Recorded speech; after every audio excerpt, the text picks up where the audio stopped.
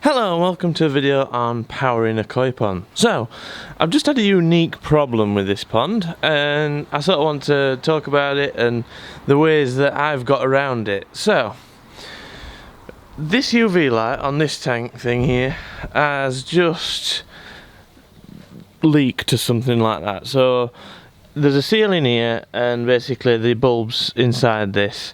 So your bulb's basically protected from the water by this seal.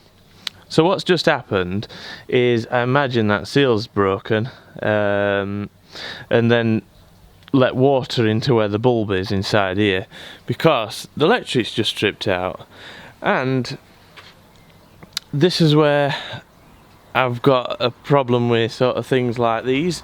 So these type of switch boxes right here, so these type of things are quite common on koi ponds. Obviously this is one that's quite old and removed years ago, but these sort of things, you can get smarter ones, you can get all sorts of different stuff, but they're pretty minimal isolation. You got your switches on either one, but they generally just switch you live and they won't switch neutral. So with the water going into here, that'll cause a connection sort of between neutral and earth, which means that if you did turn this off, you'll still probably have your RCD tripping out because it's basically shorting your earth to neutral if you've got any problems like that. So in my case, if I'd use one of these, I wouldn't be able to get this pond running again, and then on top of that, I wouldn't be, well, I'm doing this work on this, I'd have to have the whole pond off, and that'd be a pain in the neck, although I will have the pump off anyway because obviously it just spurt out. But at the minute, well, I'm just sat here, it can be running without the UV light on because I just plug everything in. So all I've done, this is the UV light, I've just unplugged it. So the UV light plugs in here and not a problem, and even the whole control board for this, because it's a temporary pond really, just plugs in. So everything I've got just plugs in, and it is really the best way to do it, more ways than just one. So if we have a look at this tank also does the same, it just plugs in. So we've actually got the drum filter controller on here, and in the bottom we've got plugged in the different pumps for the and controllers for the drum filter. So we've got the booster pump for the drum, the motor that turns the drum, and then this one here is the actual pump. So obviously they're on a European socket, which is kind of a pain in the ass, but that's why I keep these converters, so that if I ever need to bypass this, because if I turn this off then it stops sending power to the pump. That can be a pain in the neck, so basically I just take that out of there, put it into that, and then just plug it into an extension, and then I can do anything I want without the drum filter on, basically. So again, it is plugged in, so I can just unplug it and plug it into a different power source. If it weren't plugged in, that'd be quite a pain in the neck. My other filters aren't plugged in on my main pond. The things aren't individually plugged in, but they are plugged in separately. So this one's the only one that actually gets, the pump actually gets the power from the drum filter. So yeah. So another one with this tank is the actual entire system can be plugged in as well. So when I have this wired up, this cable here is the main feed to this old building sort of thing, this little structure, and then it comes into this, which is a changeover switch. So I can flick that and it'll change it over to a different source. Now the different source is here. So there's the input for the second source, and basically I can just plug a 16 amp caravan socket into there and run it completely individually, and I can also run that from a generator, which is a really handy thing to have. So if you've got a caravan and you've got a little backup generator, which quite a lot of people do, with this one it's got 16 amp plugs on it, which is ideal for the caravan, not particularly ideal when you've got plugs, so you'll need some sort of little converter. So that basically just plugs in and then gives you a 13 amp plug, and then you can run your pumps. So if I needed to power this pond, for example, I'd just plug it in and use the changeover switch, which happens. I mean, I don't tend to use it for power failures very often because this one's backed up another way, but I do use it if I need to have some work done in the house on the electrical wiring, which happens quite a lot for some reason. So basically if somebody's installing something and solar panels, alarms, whatever, then they'll turn the electric off and I'll need to power this somehow. So I use that generator for it and use that changeover switch, so that's ideal. So here we are in the basement with my main pumps. So we've got the two main ones there, another one over there, and they're all just plugged in.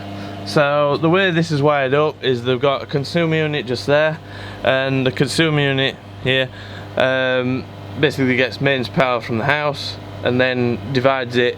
So we've got a fuse for the pumps, a fuse for the air lines, a fuse for the UV lights. So everything's sort of kept separate.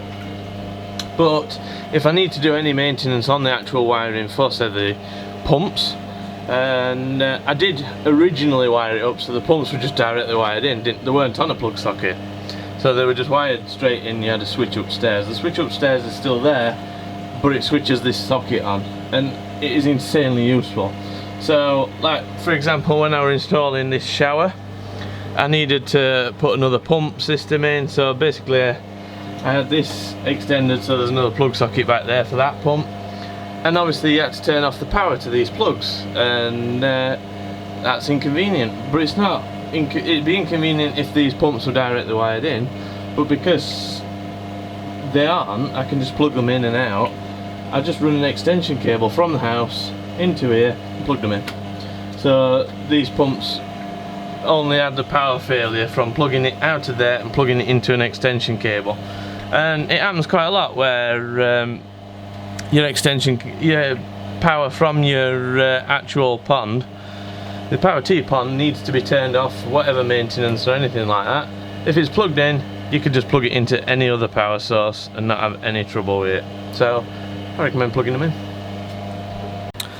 So here we are. You'll notice that this system also has the same changeover switch that we'll just look at, but this one works a little bit differently. So when I originally built the fish house, I didn't quite expect to put like an 8 kilowatt heater on like that.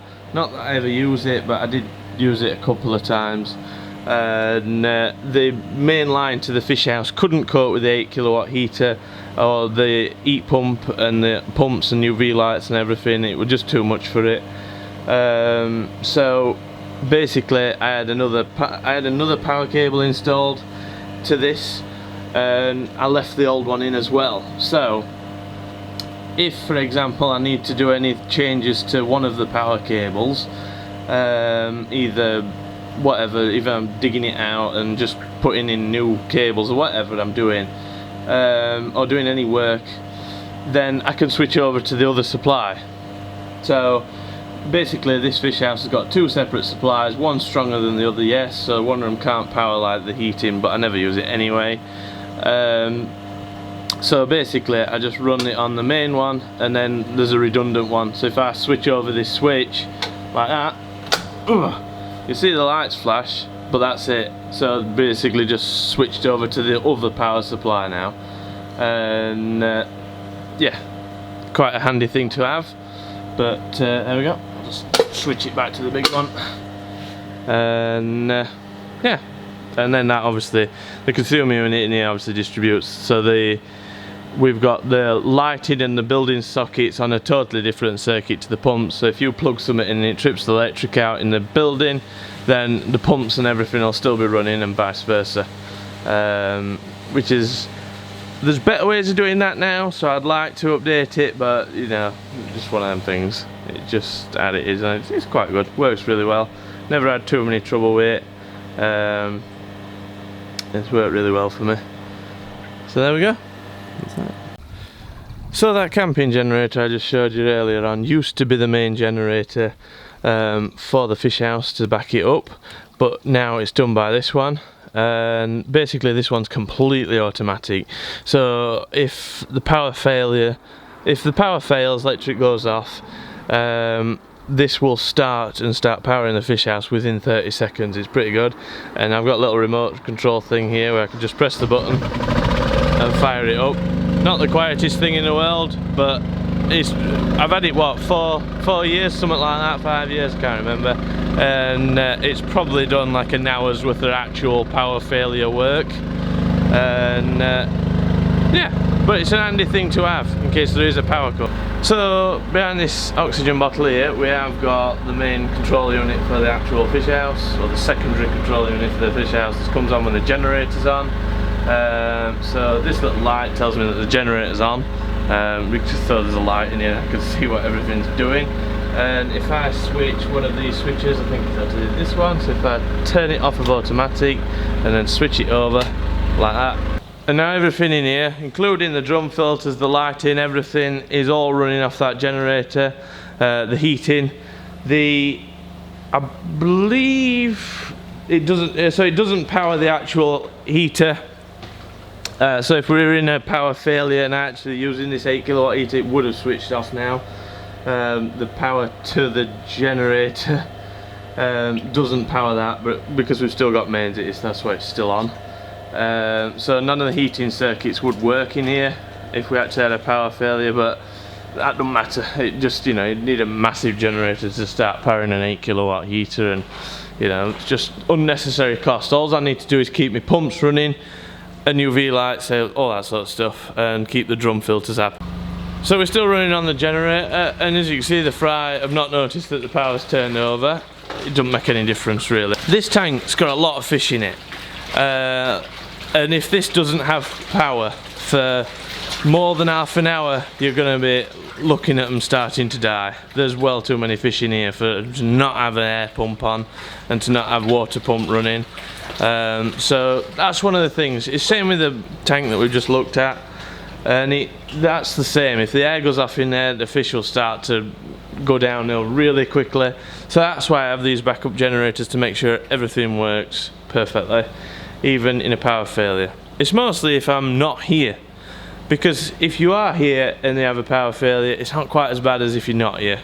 So we'll talk about that as well. So what can you do actually if you don't have any backup generators, any backup power, and your power goes off for a sustained amount of time, and say you do have fry or fish or whatever, and there's quite a lot of them, they're struggling with the lack of oxygen.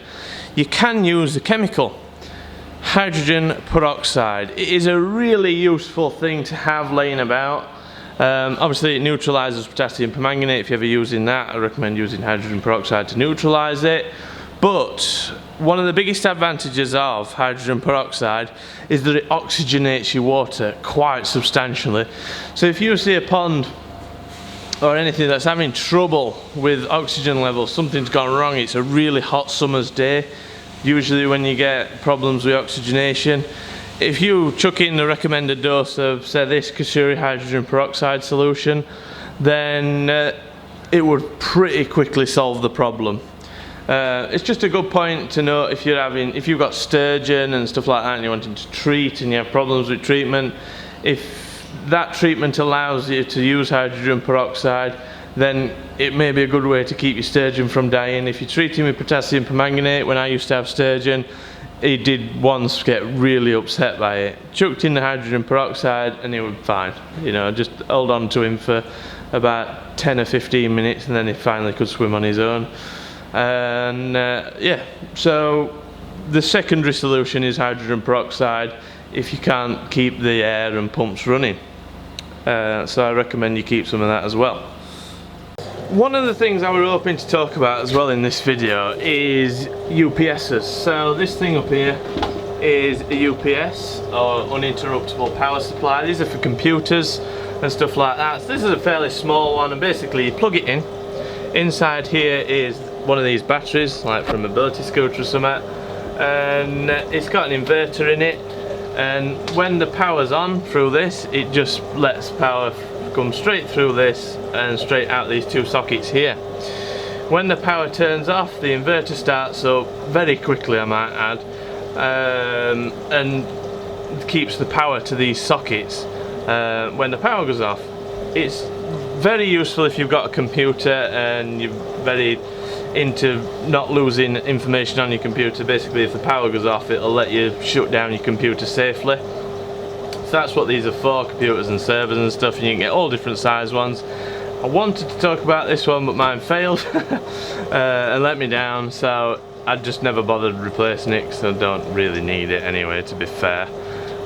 Having backup generators and stuff, and so this is a great thing. This would probably keep your air pump, if you've just got a little small air pump like one of these, this would keep them running for about an hour, something like that at least.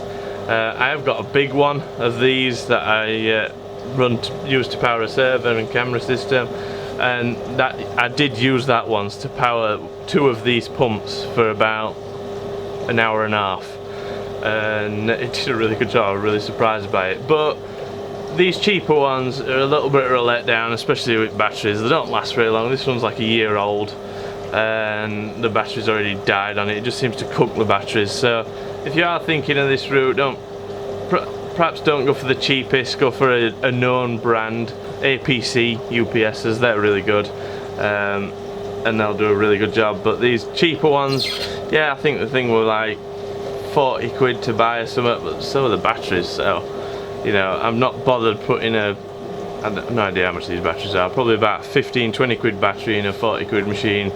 It just seems a bit waste if they're only going to last a year. So yeah. So there we go, that's what the generator actually sounds like when it's powering everything.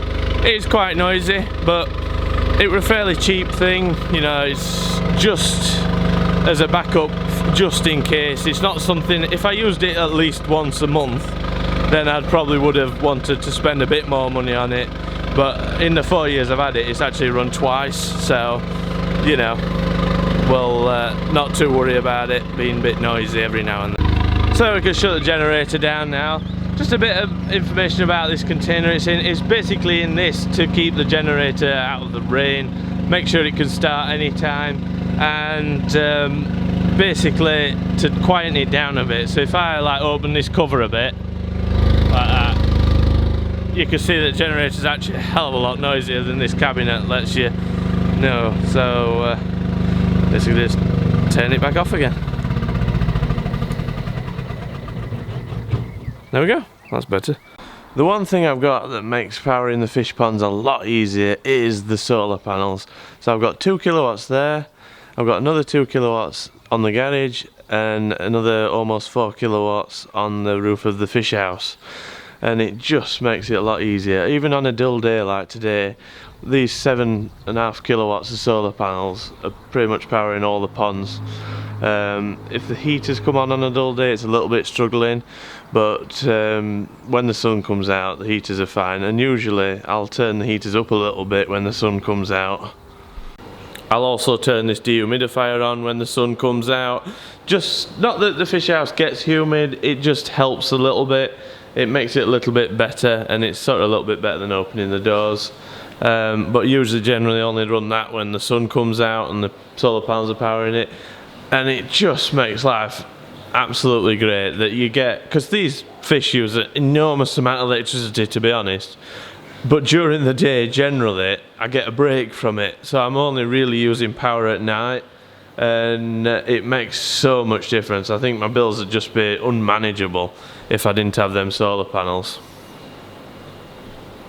So if you like this video, then please like it. If you want to see more videos like this and fishing related videos, then please feel free to subscribe. If you have any questions or comments, then please put them down below, and I shall see you in the next video. Thank you for watching.